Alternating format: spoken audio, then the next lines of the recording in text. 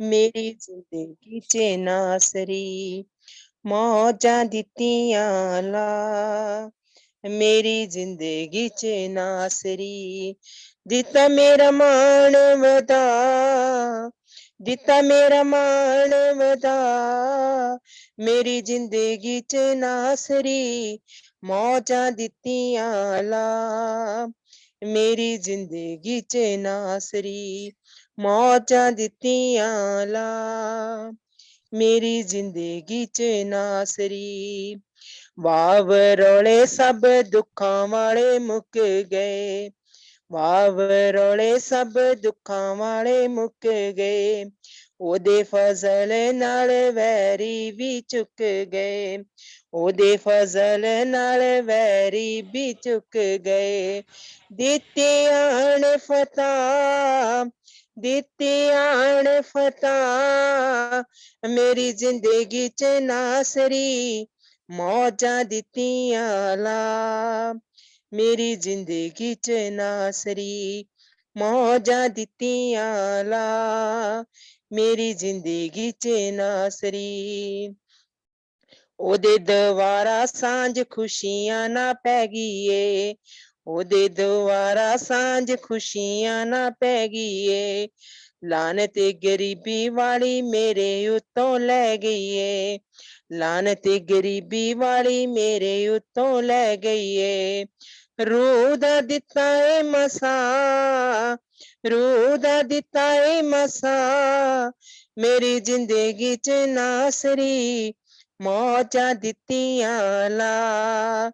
ਮੇਰੀ ਜ਼ਿੰਦਗੀ 'ਚ ਨਾਸਰੀ ਮੌਜਾਂ ਦਿੱਤੀਆਂ ਲਾ। ਮੇਰੀ ਜ਼ਿੰਦਗੀ 'ਚ ਨਾਸਰੀ ਲੋੜਾ ਥੋੜਾ ਸਭੇ ਯਸੂ ਕੀਤੀਆਂ ਨੇ ਪੂਰੀਆਂ, ਲੋੜਾ ਥੋੜਾ ਸਭੇ ਯਸੂ ਕੀਤੀਆਂ ਨੇ ਪੂਰੀਆਂ।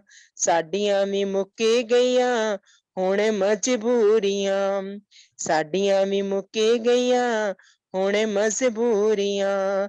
ਦਿੱਤੇ ਦਿਨ ਬਦਲਾ, ਦਿੱਤੇ ਦਿਨ ਬਦਲਾ। ਮੇਰੀ ਜ਼ਿੰਦਗੀ 'ਚ ਨਾਸਰੀ ਮੌਜਾਂ ਦਿੱਤੀਆਂ ਲਾ।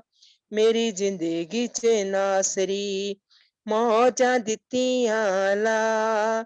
ਮੇਰੀ ਜ਼ਿੰਦਗੀ 'ਚ ਨਾਸਰੀ ਦਿੱਤਾ ਮੇਰਾ ਮਾਣ ਵਧਾ, ਦਿੱਤਾ ਮੇਰਾ ਮਾਣ।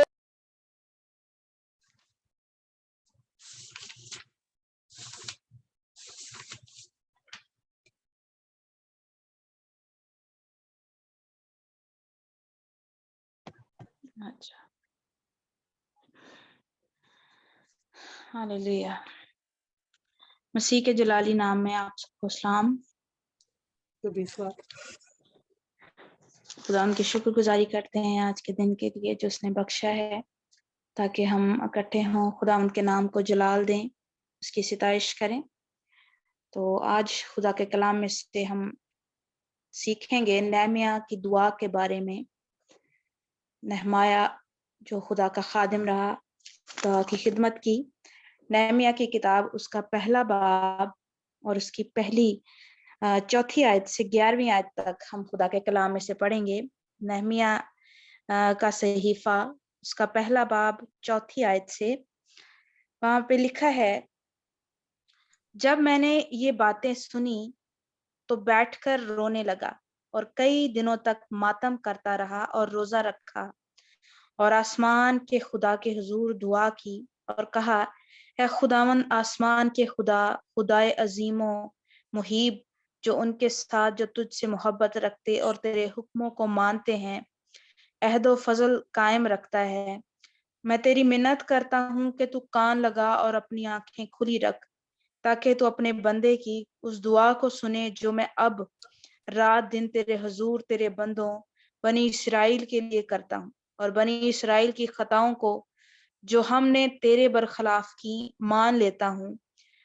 और मैं और मेरे आबाई खानदान दोनों ने गुनाह किया है, हमने तेरे खिलाफ बड़ी बदी की है और उन हुक्मों और आइन और फरमानों को जो तूने अपने बंदे मूसा को दिए नहीं माना।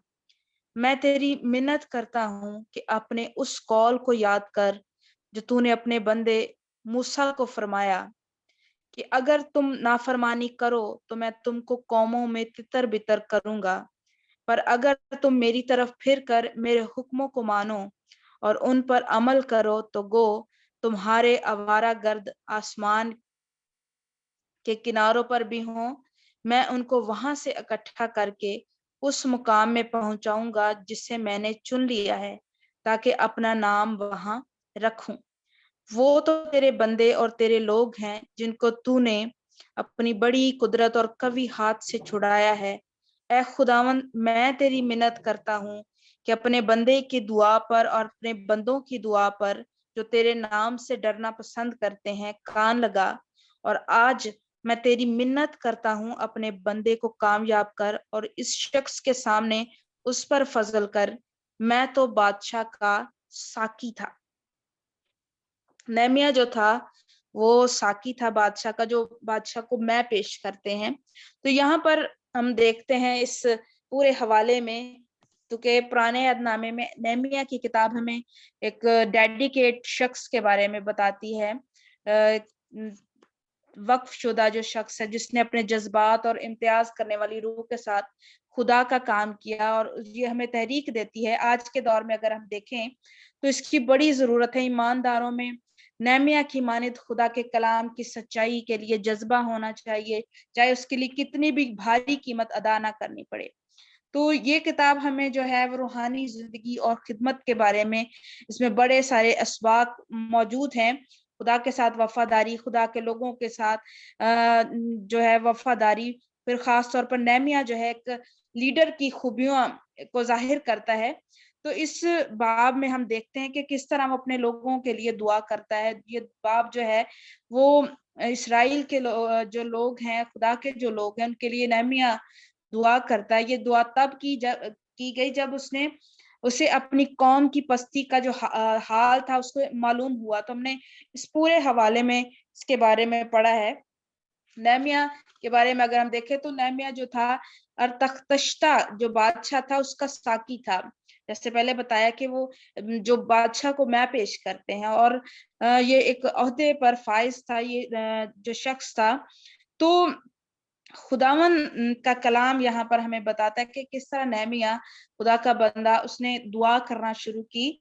तो यहाँ पर अगर हम देखें तो शुरू में लिखा है कि किस्लियों के महीने में, तो वहां पर भी हम देखते फिर दूसरे बाब में देखते हैं निसान के महीने से जब उसने दुआ करना शुरू की, तो सितंबर में ये खुदावन ने उसको बोझ दिया और जनवरी तक ये वो खुदा के हुजूर में रोता अगर रहा। अगर हम देखें तो बाइबल के जो महीने हैं उनमें उनके नाम लिखे हुए हैं। तो वो खुदावंद के हुजूर में रोता रहा, इल्तिजा करता रहा, खुदावंद के हुजूर में दुआ करता रहा। तो खुदावन ने जो नेहमिया की दुआ है, इसमें हम देखते हैं 4 खूबियां हम इसमें देखेंगे कि किस तरह एक जो मसीही ईमानदार की दुआया जिंदगी के लिए होनी चाहिए, वो सारी खूबियां हम इस पूरे हवाले में देखेंगे।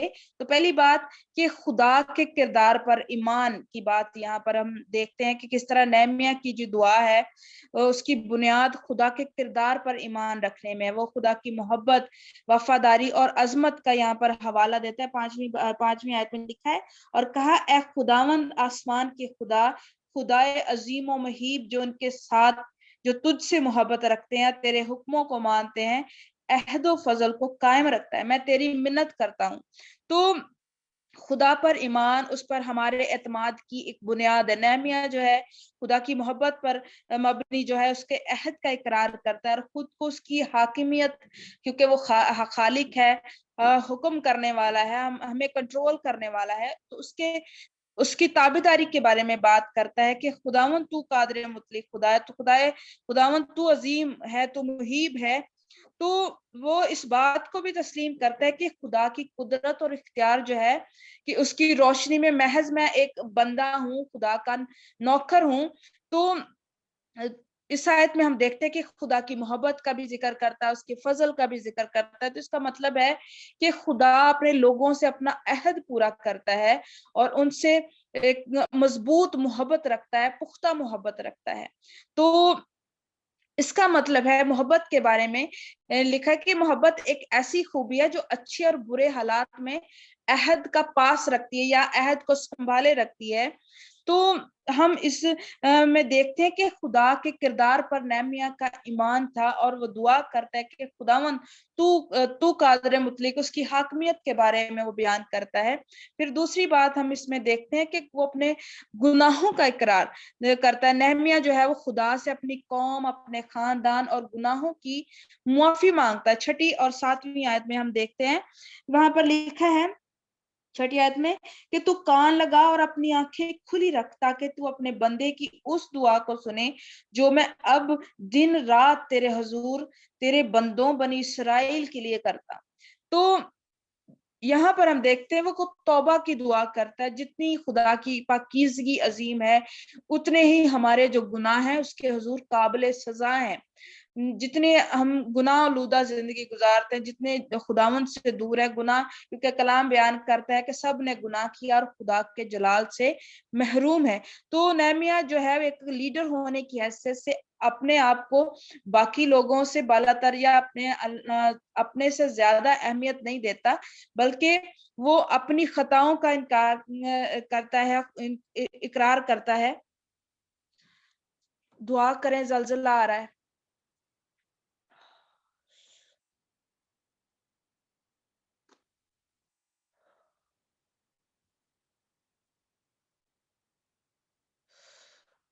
ہاللویہ۔ خدا آسمانی باپ یسوع کے نام میں تیرے حضور میں آتے ہیں۔ تو عظیم ہے خداوند، تو جلالی، تو پاک ہے خداوند۔ یسوع ناصری مدد کر، خداوند تیرا ہاتھ بڑھ یسوع کے نام میں۔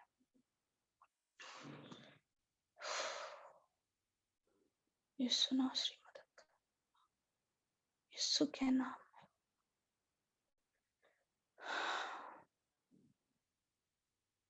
خداوند یسوع ناصری مدد۔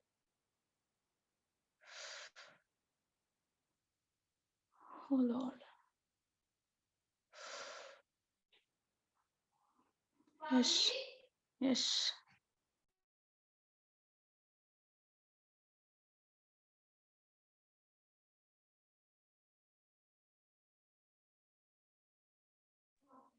ہاللویہ۔